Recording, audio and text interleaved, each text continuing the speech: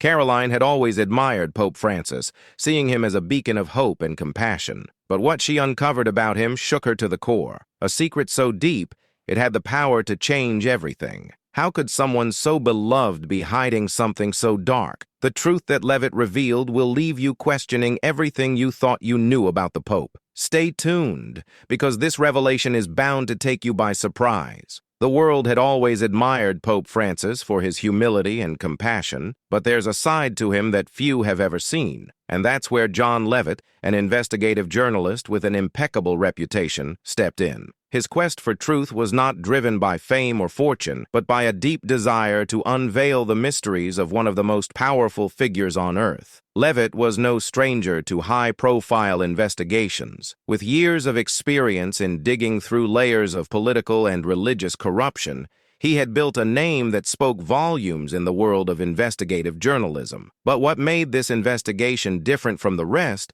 was the challenge of getting close to the Vatican, a place so secretive that even the bravest of journalists had hesitated to touch it. For months, Leavitt worked tirelessly, following leads, interviewing insiders, and connecting dots that no one had ever dared to connect before. What he uncovered shocked even him. It wasn't just a story about a pope. It was about an institution that had hidden truths for decades, and a man at the top who was more involved than anyone could have imagined. But here's the twist. Leavitt's investigation wasn't just about revealing the truth. It was about confronting the Pope directly. What would Pope Francis do when faced with the harsh realities of his own actions? And what would the world do when these secrets came to light? These were questions that would change everything. Leavitt knew that uncovering the truth could change the course of history, but he also understood the risks. He wasn't just challenging a pope. He was taking on an institution that had been built on power and secrecy for centuries. As Leavitt continued to dig deeper into the mysterious world of the Vatican, the grand architecture of St. Peter's Basilica and the ancient halls of the Vatican City began to feel more like a maze than a symbol of faith. Beneath the surface of its beautiful stone walls and stunning art, there was something far darker lurking. The Vatican was more than just a place of worship. It was a fortress of power, secrecy, and hidden agendas. For Leavitt, gaining access to the heart of the Vatican was not just a physical challenge, but a mental one. Every corner seemed to have a story. Every shadow seemed to whisper a secret. The public spaces, such as the Sistine Chapel and St. Peter's Square, were filled with tourists and pilgrims, all entranced by the divine beauty. But the private areas, those hidden from the public eye, were a different world altogether. This was where the real influence was wielded, where the decisions were made, and where the truth seemed to be buried in plain sight. The corridors behind closed doors were lined with ancient texts, some so rare that only a few had ever seen them. Leavitt, a man who had worked with archives and documents his entire career, found himself amazed at the sheer volume of information locked away within these walls. But what fascinated him even more was the contrast between what was shown to the public and what was hidden behind these sacred doors. In these private chambers, he met a few insiders who were willing to speak out. These were individuals who had served under the Pope for years and had witnessed things that went against the very ideals that the Vatican claimed to uphold. They spoke in hushed tones, their eyes constantly darting to make sure no one was listening. Leavitt knew this wasn't just about uncovering secrets. It was about unveiling an institution that held an extraordinary amount of influence over the world's most powerful figures. But as the days passed, Leavitt began to feel the weight of the danger that surrounded him. The Vatican was not a place to be taken lightly. Every move he made was being watched, and the deeper he went, the more he realized that there were forces within the church that would go to any lengths to protect their secrets. The Vatican was not just a setting, it was a character in this story, a character with its own motivations, its own truths, and its own hidden agenda. Leavitt had always relied on logic and hard evidence. It was how he had built his career and reputation, but nothing could prepare him for what he was about to uncover in the Vatican's deepest archives. His heart pounded as he sifted through dusty old documents. There was an unsettling quiet in the room, and it wasn't just the silence, it was the feeling that something massive, something world-shattering was about to be revealed. The papers before him were filled with names, dates, and events that had never made it into the public eye. As Leavitt carefully read through them, he felt the walls closing in. Something didn't add up. He had come to the Vatican expecting to uncover financial corruption, but what he found went far beyond anything he had anticipated. There were connections here, hidden truths that no one was supposed to know. One name kept appearing, and it stood out among the others. At first, it seemed insignificant, just another person in a long list of names. But as Leavitt continued, the connections between this individual and Pope Francis's past became undeniable. The more he dug, the more the puzzle pieces started to fit together. There was a scandal, one so explosive that the Vatican had spent years burying it, erasing it from history. The documents were clear now. This was a person who had played a pivotal role in events that threatened to undo the Pope's image. It wasn't just about money. This person had been involved in something darker. Leavitt's pulse quickened as he turned the pages faster. There were whispers of illegal financial dealings, secret bank accounts, and transactions that could tear apart everything the Vatican had tried to protect. It was a conspiracy that reached to the very top, and it involved Pope Francis himself. As he dug deeper, Leavitt's breath caught in his throat. One file contained a shocking revelation, a connection between the Pope and a series of financial irregularities that could ruin the Vatican. But the real shock came from what followed. The Pope wasn't just a passive participant in these transactions. It seemed he had been directly involved in orchestrating them. The Vatican had hidden these secrets for years, knowing that exposure would destroy everything. Leavitt found a note in one of the final files he reviewed. The words were brief but chilling. "Be careful. The truth is more dangerous than you think." A cold shiver ran down his spine. This wasn't just a conspiracy theory. This was something far more dangerous, something the world was not ready to confront. The Pope, the man the world saw as a symbol of hope and compassion, was tangled in a web of corruption and deceit. His public image, carefully crafted over the years, was a mask. Beneath it was a very different reality. Leavitt knew what he had uncovered couldn't stay buried. The truth had to come out, no matter the cost. Exposing this would mean taking on the Vatican itself, a powerful institution with vast influence. But Leavitt didn't care about the risks anymore. The people had a right to know. The Pope's past, the Vatican's dirty secrets, had to be revealed. As he sat in the cold, quiet room, the weight of the discovery hit him. Everything was about to change. The Vatican, Pope Francis, and the very foundation of the Church's authority were on the brink of collapse. Leavitt didn't know how the world would react, but one thing was certain: there was no turning back. The truth had been uncovered, and soon it would be exposed to the world. Leavitt never imagined the truth he'd uncover would be this devastating. He had chased stories before, corruption, scandals, broken promises, but this was different. He wasn't just walking through a mystery, he was stepping into something far deeper. It began with a letter hidden in a stack of Vatican documents. Written in Pope Francis's own hand, it wasn't just another piece of church correspondence.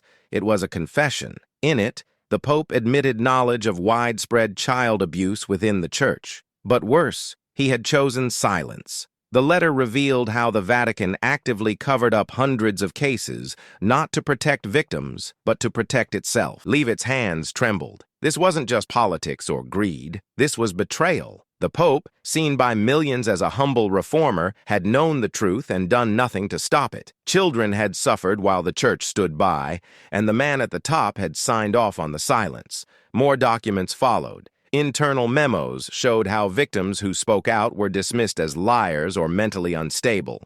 Families were paid to stay silent. Whistleblowers inside the church were pushed out. And at the heart of it all, Pope Francis had approved strategies to shield the church from backlash. This went beyond scandal. It was systematic cruelty, a pattern of secrecy, manipulation, and abandonment. One report detailed how Vatican lawyers worked to discredit victims publicly, branding them as greedy or attention-seeking. Another showed how bishops were reassigned instead of punished. Leavitt felt sick. He had seen cover-ups before, but never one this cold, this coordinated, this calculated. The weight of the truth hit him. Pope Francis wasn't just complicit, he was central. The man who preached love and humility had let suffering go unanswered. And as the documents piled up, Leavitt saw a clear picture. A church choosing power over people. He thought of the victims. Children now grown, carrying trauma that never healed. They had trusted the church.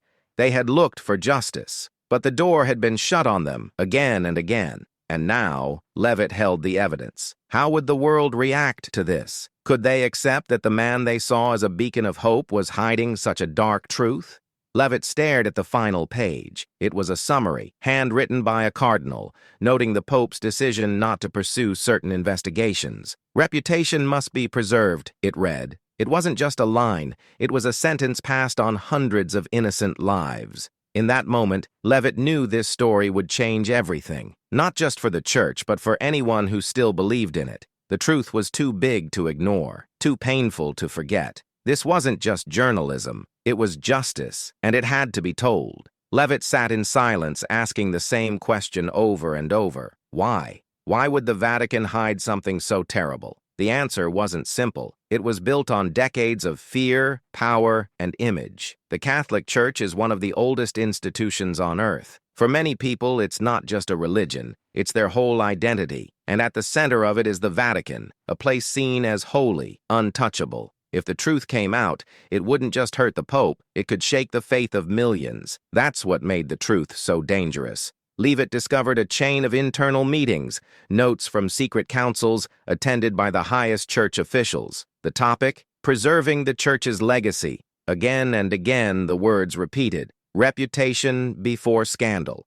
One memo, written after a major abuse case in South America, said, public exposure could damage the credibility of the Holy See. Silence is a sacrifice for the greater good. They had convinced themselves that hiding the truth was noble, that letting victims suffer in silence was better than letting the world see the church's broken face. But behind that noble mask was fear. The Vatican feared lawsuits. They feared losing donations. They feared government stepping in. And more than anything, they feared people walking away, turning their backs on something they once believed was perfect. So, cover-up became policy. A quiet system built over years. Move the guilty priests. Pay off the victims. Keep files locked in basement archives. Deny everything. And Pope Francis, despite his image as a reformer, had become a guardian of this silence. Leavitt found one shocking document, a legal strategy paper marked Eyes Only. It explained how to confuse the media, pressure victims into dropping lawsuits, and hide records using diplomatic immunity. It wasn't just defensive, it was aggressive. But why would Pope Francis, a man known for humility, go along with it? The answer hit hard. He feared the collapse. The Pope believed that exposing the full truth might destroy the Church's ability to do good in the world. In a note scribbled in the margin of one page, he wrote, "We must protect the flame, even if the hands that carry it are stained." He thought he was saving faith, but he was burying justice. Leavitt understood then. This was never just about religion. It was about control, about men in power afraid of losing their throne. And in that fear, they chose silence. The truth was hidden not because it was unknown, but because it was too dangerous to admit. And now, it was finally in the light. When the truth finally surfaced, it didn't just shake the Vatican. It echoed across the world like thunder. News outlets exploded. Every major headline screamed the same question. How could this happen under Pope Francis? People who had trusted the Church for decades suddenly felt betrayed. They weren't just questioning the Vatican. They were questioning everything they believed in. In Latin America, where Catholicism is deeply rooted, protests broke out. In Brazil, churches saw people walking out mid-sermon. In Argentina, Pope Francis's homeland, his own past speeches were replayed with suspicion. Every word now felt like a cover, every smile a mask. Leavitt's report didn't just expose a secret, it lit a fire under millions who had been silent for too long. Victims who had been ignored came forward, holding up photos, sharing stories, naming names. The pain was raw, but the world was finally listening. One woman from the Philippines held up a sign outside a cathedral. "I forgave, but I was never heard." Her voice cracked, but her words hit harder than any headline. Online, the storm was just as fierce. Hashtags like Daesh Church of Silence and Daesh Truth Over Faith trended for days. Social media became a courtroom, and the church was on trial. But the shock wasn't just emotional. It hit financially and politically, too. Donations to the church dropped by millions overnight. Catholic schools and charities, innocent in the scandal, were caught in the fallout. Some had to shut down. Others struggled to prove their innocence in the shadow of Rome's silence. In Italy, a group of lawmakers demanded an investigation. In Ireland and Germany, leaders of the church were called to testify in public hearings. The Vatican tried to calm the storm with statements and promises, but this time, no one was buying it. And inside the Vatican, panic. Pope Francis, once seen as a reformer, was now painted as part of the system. His public appearances were shorter, his statements more careful. Some cardinals urged him to step down quietly. Others wanted him to come clean, fully and openly. But the damage was done. His silence had already spoken louder than any apology. And in the middle of it all was Leavitt, haunted by the faces in those files, the victims, the letters, the cover-ups. He never wanted to destroy anyone. He wanted truth. But truth, once set free, doesn't wait for permission. This wasn't just about one man, one pope, or one mistake. It was about an entire system built on silence, fear, and control, finally facing the light. And the world? It was watching, and it wasn't looking away. The moment Leavitt's discovery became public, the world didn't just react, it erupted. News anchors around the globe were visibly stunned. Major networks paused their regular programming to cover the breaking story. The Vatican, long seen as a place of mystery and power, was now at the center of worldwide outrage. In New York, outside St. Patrick's Cathedral, people gathered with candles and signs. Some prayed, others wept. One woman held a poster that read, "How long have you known?" It wasn't directed at Leavitt. It was aimed straight at the Vatican. In Paris, protests turned loud. Catholics who had once defended the church now demanded accountability. Streets near Notre Dame echoed with chants, "Truth is sacred, not silence." In Kenya, a young Catholic journalist interviewed local priests. Their responses were filled with sadness,